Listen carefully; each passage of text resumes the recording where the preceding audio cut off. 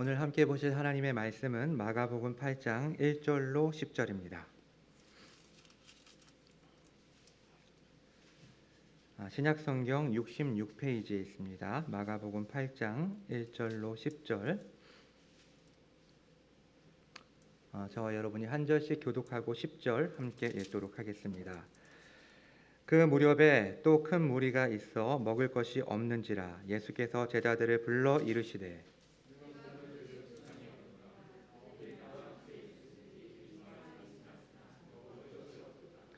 만일 내가 그들을 굶겨 집으로 보내면 길에서 기진하리라. 그 중에는 멀리서 온 사람들도 있느니라.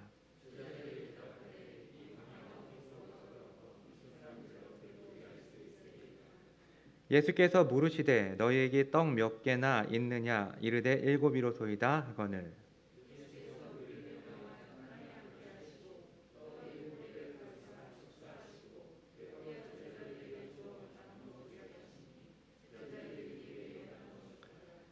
또 작은 생선 두어 마리가 있는지라 이에 축복하시고 명하사 이것도 나누어 주게 하시니 사람은 약 4천 명이었더라. 예수께서 그들을 흩어 보내시고 곧 제자들과 함께 배에 오르사 달마누다 지방으로 가시니라. 아멘. 오늘 본문 속에서 예수님께서는 떡과 물고기로 굉장히 많은 사람들을 배불려 주십니다. 배불리게 먹여 주십니다. 사람들은 이것을 흔히 급식 기적이라고 이야기를 하는데 우리는 이미 지난 시간 과거에 이 급식 기적에 대해서 한번 같이 말씀을 나누었던 적이 있습니다. 그것이 뭡니까? 바로 오병이어의 기적입니다. 오병이어의 기적은 물론 예수님의 모든 기적들이 다 중요하고 의미가 있지만 굉장히 중요하기 때문에 사복음서 모두에 기록되어 있는 그런 기적 가운데 하나가 바로 오병이어의 기적입니다.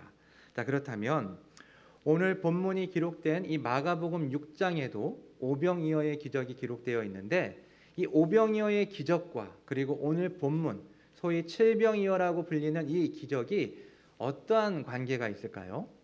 혹자들은 이것이 두 개의 사건이 아니고 하나의 사건인데 이것을 두 개로 기록했다라고 말하기도 합니다. 그러고 보니까 사실 이 두 이야기는 얼핏 보면 굉장히 비슷한 점이 많이 있습니다. 뭐가 같을까요?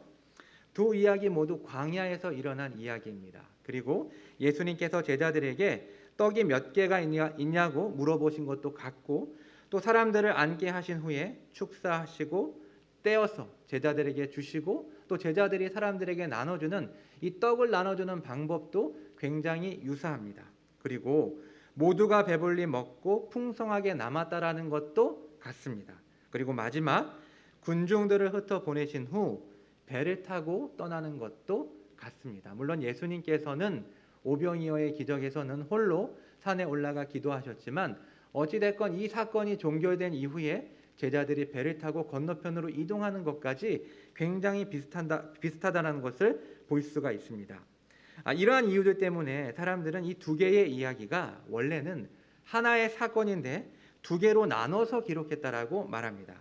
그런데 이러한 주장을 하는 사람들 가운데 이 비평론자들과 자유주의자들은 좀 더 확실한 증거를 들이대는데 그것이 뭘까요? 바로 제자들의 반응입니다. 만약에 이 두 개의 이야기가 다른 사건이라고 한다면 제자들의 이러한 반응, 어떠한 반응입니까? 4절 말씀을 볼까요? 8장 4절 말씀. 제자들이 대답하되 이 광야 어디서 떡을 먹어 이 사람들로 배부르게 할 수 있으리이까? 이해가 되십니까? 불과 얼마 전에 오병이어의 엄청난 기적을 경험한 사람들, 특별히 이 제자들은 단순히 앉아서 떡을 받아 먹었던 사람들이 아니라 예수님과 함께 기적의 주체로서 사람들에게 떡을 나눠주었던 사람들입니다. 그런데 이러한 사람들이 너무나도 유사한 상황에서 예수님께 이와 같이 말할 수 없다라는 것입니다. 이 광야 어디서 떡을 얻어 이 사람들로 배부르게 할 수 있으리까? 따라서 결국 이 두 개의 이야기는 하나의 사건이라는 것입니다.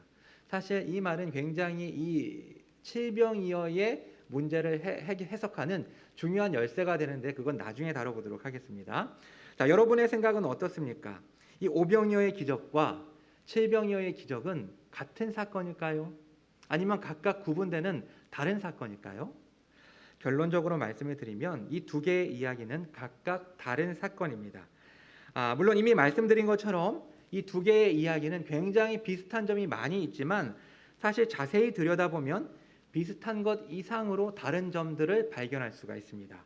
먼저 장소와 대상이 다릅니다. 오병이어의 사건, 오병이어의 기적은 벳세다의 빈들, 벳세다의 광야에서 유대인들을 대상으로 해서 베풀어진 예수님의 기적이고, 이 칠병이어의 사건은 갈릴리 동편 이방 지역이라고 할 수 있는 데가볼리 지역에서 이방인들에게 베풀어진 기적이라고 할 수 있습니다.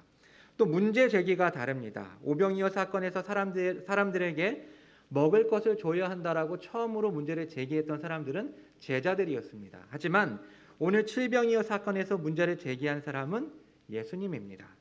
그리고 기적에 사용된 떡의 개수가 다릅니다. 오병이어는 5개, 칠병이어는 7개. 그리고 음식을 축사하는 방법도 다릅니다. 오병이어는 떡과 물고기를 함께 축사하시지만 칠병이어에서는 떡을 축사하시고 떼어서 제자들에게 나눠주라고 하신 이후에 생선 2마리를 축복하시고 나눠주게 하십니다. 특별히 여기서 떡을 축사한다, 생선을 축복한다라고 할 때 이 축사와 축복도 다른 언어, 다른 단어가 사용된 것을 볼 수가 있습니다. 남은 음식의 양도 다릅니다. 12바구니와 7광주리, 급식 인원도 다릅니다. 5,000명과 4,000명. 그러나 무엇보다도 이 두 개의 이야기가 각각 다른 이야기라고 하는 것을 확실하게 부인할 수 없는 증거가 뒤에 나오는데, 칠병이어의 사건이 일어난 얼마 후에 예수님께서 제자들에게 이 바리새인들과 헤롯의 누룩을 주의하라라고 말씀하시는 장면이 나오는데, 그것이 바로 8장 17절로 21절 말씀입니다. 마가복음 8장 17절로 21절인데요. 제가 19절과 20절을 읽어드리겠습니다. 내가 떡 5개를 5,000명에게 떼어줄 때에 조각 몇 바구니를 거두었더냐 이르되 12이니이다. 또 7개를 4,000명에게 떼어줄 때에 조각 몇 광주를 거두었더냐 이르되 7이니이다. 그러니까 예수님께서 이 두 개의 사건이 각각 다른 이야기라는 것을 그 이후에 정확하게 밝혀주신 것을 우리는 알 수가 있습니다. 결국 이 두 개의 이야기를 자세히 들여다보면 상당히 다른 점이 많고, 무엇보다도 예수님께서 직접 이것이 각각 구별되는 별개의 사건이라는 것을 말씀해 주고 있습니다. 오늘 우리는 이 두 개의 급식 기적, 곧 오병이어와 칠병이어 사건이 각각 다른 별개의 사건이라는 것을 정리했습니다. 그렇다면 예수님이 오늘 이 데가볼리라고 하는 이방 지역에서 급식 기적을 베푸신 실제적인 이유는 과연 무엇일까요? 예수님께서는 왜 사람들을 배불리 먹이시는 이 급식 기적을 베푸신 것일까요? 불쌍히 여기심, 즉 예수님께서 무리를 보고 불쌍히 여기셨기 때문에 기적을 베풀어 주셨습니다. 마찬가지로 먼저 오병이어의 기적에서도 예수님은 사람들을 불쌍히 여기셨다라고 말합니다. 마태복음 14장 14절을 보면 예수님께서는 큰 무리를 보시고 불쌍히 여기셔서 그 중에 있는 병자들을 고쳐주셨고, 이후에 저녁이 되어서 빈들이었기 때문에 결국 오병이어의 기적으로 그들을 먹여주셨습니다. 그러나 오병이어에서 예수님이 이 백성을 불쌍히 여기신 중요한 이유는 단순히 그들의 줄임배를 채우기 위한 목적이 아니었습니다. 한번 말씀을 찾아보도록 하겠습니다. 마가복음 6장 34절입니다.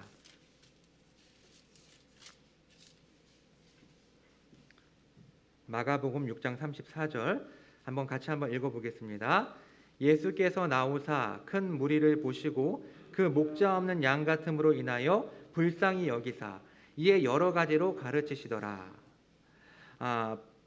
6장 34절 본문은 예수님께서 이 무리의 상황, 이 무리의 상태를 불쌍히 여기셨다라고 말합니다. 여러분, 이 사람들은요 유대인이었고 하나님의 백성이라고 자부하며 살던 사람입니다. 하지만 이 사람들은 자신들을 지도하는 이념도 그 어떠한 목표도 없는 삶, 굉장히 무의미한 삶을 살고 있었습니다. 그래서 기적과 표적을 쫓아서 우르르 몰려다녔고 예수님의 놀라운 가르침과 놀라운 기적 앞에서도 자신들의 이 종교적인 신념, 종교적인 선입견에 갇혀서 예수님이 누구신지, 예수님이 메시아라는 것을 알아차리지 못하고 있었습니다. 이처럼 이 무리는 자신들을 보호해주고 필요한 것을 공급해주고 또 가르치고 인도해주는 근원, 곧 하나님과 아무런 접촉이 없이 황량한 광야, 황량한 들판 가운데 줄이고 방황하는 상태에 있었고, 예수님은 이 사람들을 향해 목자 없는 양이라고 말씀하시면서 이들을 불쌍히 여기셨던 것입니다. 그럼 당시 유대 사회 안에는 정말로 목자가 없었을까요? 아닙니다. 그 당시 유대 사회 안에는 자칭 유대인들의 선생이요 지도자라고 하는 랍비와 바리새인 그리고 서기관과 같은 종교 지도자들이 굉장히 많이 있었습니다. 하지만 그들은 외식하는 위선자들이었습니다. 곧 외적으로는 열심히 있는 모범적인 신앙인이요 지도자처럼 보였지만 실상은 하나님과 백성을 향한 사랑과 열정이 없는 그저 자신들의 명성, 자신들의 평판에만 관심을 갖는 자기에게 충만한, 자기 사랑에 충만한 사람이었습니다. 따라서 이스라엘 백성들은 때를 따라 꼴을 주고 물가로 인도해주는 목자가 없었고 참으로 불쌍한 처지에 놓여 있었던 것입니다. 그런데 이렇게 목자가 없는 양 같은 불쌍하게 생각할 수밖에 없는 사람들의 상태는 예나 지금이나 동일한 것 같습니다. 오늘날에도 참된 목자, 백성들을 바르게 인도하는 지도자를 찾기가 너무나도 힘이 듭니다.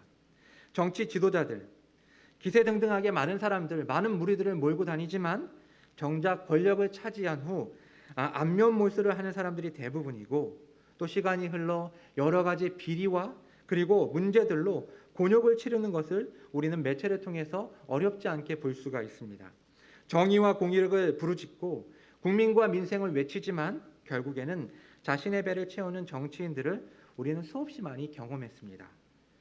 정치는 그렇다 치더라도 이러한 현상은 교회도 마찬가지입니다. 부끄러운 이야기이지만 그 어느 때보다 목사가 많은 시대에 우리는 살고 있습니다. 하지만 홍수 중에 마시물이 없다고 참된 목자를 찾는 것이 참으로 어려운 시대에 우리는 살고 있습니다. 결국 하나님은 믿지만 교회는 믿지 않는다, 신앙을 지키기 위해 교회를 떠난다라고 말하는 사람들의 가장 큰 이유는 바로 이런 참된 목자, 참된 지도자가 없으므로 생기게 된 현상이라고 말할 수 있습니다. 이처럼 우리는 참된 목자가 없는 불쌍한 상태 속에 처해 있습니다. 예수님께서 칠병이어의 기적을 베풀어 주신 것도 역시 마찬가지로 무리들을 보면서 불쌍히 여기셨기 때문입니다. 그런데 이 칠병이어에서의 불쌍함은 오병이어의 기적 때와는 좀 다른 종류의 불쌍함입니다. 본문 말씀 2절과 3절을 보도록 하겠습니다. 제가 읽어드리겠습니다. 내가 무리를 불쌍히 여기노라. 그들이 나와 함께 있은지 이미 사흘이나 지났으나 먹을 것이 없도다. 만일 내가 그들을 굶겨 집으로 보내면 길에서 기진하리라. 그 중에는 멀리서 온 사람들도 있느니라. 오늘 본문 속에서 예수님은 먹을 것이 없어 굶주린 사람들, 그리고 이제 주름배를 움켜잡고 집으로 돌아갈 무리를 보시며 불쌍히 여기셨습니다. 물론 목자가 없는 양과 같이 참된 목자를 만나지 못해서 아무런 인생의 목적 없이 사는 사람들도 굉장히 불쌍한 사람들이지만, 먼저 배가 고프고 또 몸에 병과 장애가 있어서 고통과 괴로움 속에 있고 심적인 아픔 속에 있는 것이 사실 더 근본적인 근원적인 불쌍함이라고 말할 수가 있습니다. 예수님께서는 우리와 같이 흔히 고통 속에 있는 사람, 아픔을 겪고 있는 사람을 보면서 불쌍하다, 안 됐다라고 말하며 지나가는 것이 아니라 우리의 문제에 다가오셔서 우리의 필요를 채우시고 무엇보다 간절히 구하는 자에게 물질이 되었든지 몸의 문제든지 그리고 영혼의 문제든지 주님께서는 우리를 불쌍히 여기시고 은혜를 베풀어 주십니다. 그러나 문제는 무엇일까요? 사랑하는 성도 여러분, 장로 교인으로서 우리는 하나님을 향해 무엇을 간구할 때 영적인 것은 괜찮지만 세속적인 것을 구하는 것, 예를 들면 이 땅에서 필요한 부나 건강과 같은 것을 주님께 구하는 것은 번영신학을 추구하는 어떠한 특정 교단에서나 하는 행동이라고 생각할 때가 있습니다. 그러나 이것은 잘못된 생각입니다. 예수님께서 주기도문을 통해 우리에게 기도를 가르쳐 주실 때 6가지의 기도의 내용 가운데 분명히 우리에게 일용할 양식을 구하라고 말씀하십니다. 여기에서 일용할 양식, 곧 밥은 단순히 빵이나 밥과 같은 주식만을 말하는 것이 아니라 우리의 삶에 필요한 모든 물질적, 정신적, 사회적 삶의 조건과 환경을 포괄하는 단어입니다. 그러니까 이 양식을 달라는 기도는 결국 우리의 삶의 모든 필요한 부분을 채워달라는 요청입니다.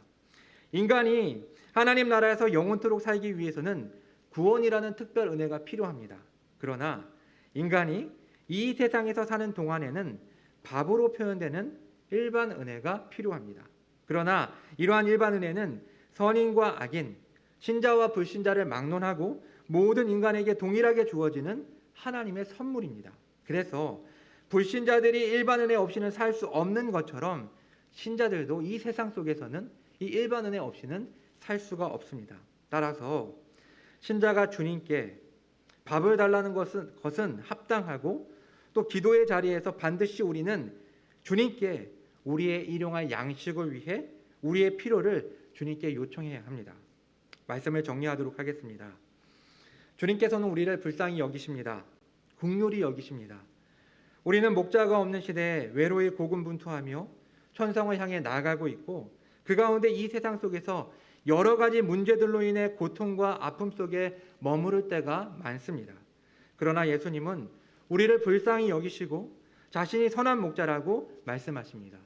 요한복음 10장에서는 예수님은 자신을 양의 문이라고 말씀하시고 선한 목자라고 말씀하십니다. 목자는 양들을 목양하며 양들에게 꼴을 먹이고 시냇가로 인도하고 또 이리와 같은 짐승으로부터 보호해 줍니다. 심지어 선한 목자이신 예수님은 양을 위하여 목숨을 버린다고 말씀하셨고 실제로 우리를 위해 아낌없이 자신의 생명을 내주셨습니다. 사랑하는 성도 여러분, 목자가 없는 양 같은 우리가 이 세상 속에서 살아갈 수 있는 이유는 바로 예수님께서 우리의 목자가 되시기 때문입니다. 자신의 목숨까지도 아끼지 않고 우리를 위해 내주신 예수님, 말씀을 통해서 자신을 계시해 주시고 성령을 보내셔서 예수님을 믿고 신자로 살아갈 수 있는 힘과 능력을 주시는 참된 목자가 되시는 예수님은 지금도 하나님의 보좌 우편에서 우리를 위해 중보하시는 영원한 우리의 목자이십니다. 이 세상 속에서 굶주리고 목말라 하는 우리를 예수님은 불쌍히 여기십니다. 우리는 이 세상 속에 살면서 예수 그리스도를 믿기 때문에 무조건 인내하고 무조건 참아야 하는 것이 아니라 이 세상 속에서 하나님이 우리에게 주신 선물인 일반 은혜를 구하고 그러한 하나님과의 교통 속에서 하나님은 우리에게 가장 좋은 것, 가장 선한 것으로 채워주실 것입니다. 따라서 우리는 더 이상 불쌍한 존재가 아닙니다. 우리를 불쌍히 여기셔서 우리의 모든 것을 채워주시고 인도해 주시는 예수님이 우리의 참된 목자가 되시기에 우리는 더 이상 불쌍한 사람이 아니라 행복한 사람입니다. 기도하겠습니다.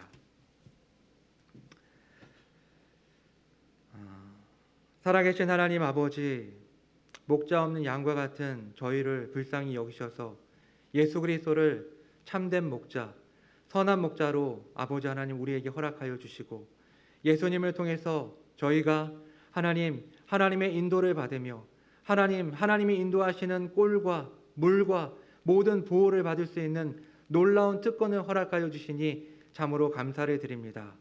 우리의 영혼과 우리의 육신에 필요한 모든 것들을 주님께서 허락하여 주시고 인도하시는 하나님이라는 사실을 저희가 믿고 하나님 날마다 주님께 더 나아가는 선한 목자 되시는 주님의 인도함을 받는 우리 모든 주의 권속들 될 수 있도록 은혜를 베풀어 주시옵소서. 이 모든 말씀 예수님의 이름으로 기도합니다. 아멘.